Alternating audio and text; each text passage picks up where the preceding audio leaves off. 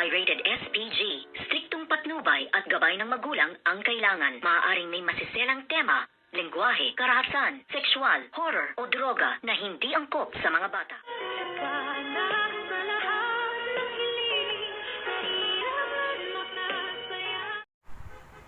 Good afternoon and welcome sa aking munting channel. Magtagumpay kaya itong si Dr. Carlos sa kanyang pinaplano ngayon na mapaamong muli itong ang si Miss Lynette Santos, at ngayon nga ay sasabihin niya nga nasa kanya itong ang si Doktora Annalyn Santos, at ito nga ay nailigtas niya mula sa mga kidnappers nitong si Doktora Annalyn Santos. At maniwala naman kaya itong si Miss Lynette Santos na ito nga si Doc Carlos Benitez ang siyang tunay na nagligtas dito nga kay Doktora Annalyn Santos, at dito nga ay tatawagan na nitong si Doc Carlos si Miss Lynette Santos at sasabihin nga niya nga siya ang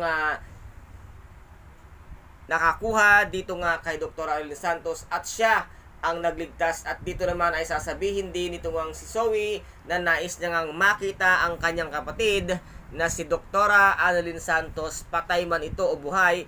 At sumang-ayon naman ito ngang si Doc Carlos sa kanya na nais ngang makita ang kanyang kapatid, ngunit walang kaalam-alam ito ngang si Dr. Carlos Benitez na meron na palang pinaplano ito ngang si Zoe, at pinaplano niyang itakas na nga ito at iligtas. At maraming ang mga netizens na ang nagnanais na gawin naman itong si Zoe ang tama at gawin nga maganda ang kanyang record. Ngayong nalalapit na nga ang pagtatapos or pagwawakas ng abot kamay na pangarap. Ano kaya ang siyang magagawa nitong si Zoe?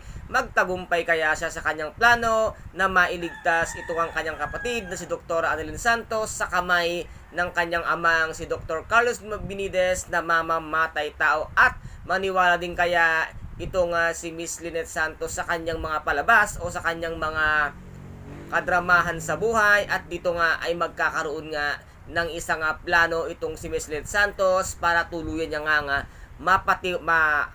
paamo itong si Doc Carlos at magtiwala sa kanya na sumasang-ayon siya sa lahat ng mga nais nang mangyari at sa plano nga niya na muling magkabati at mapasakan niya itong ngang si Miss Lynette Santos. Kaya guys, ito po ang ating pakaabangan maya-maya dito nga sa abot kamay na pangarap na kung saan ay napaka-intense at kapanapanabik ng bawat eksena. At kung nagustuhan po ninyo ang aking videos for today, paki-subscribe na lamang po ng aking channel, paki-like and share para maging update kayo sa lahat ng gagawin kong videos.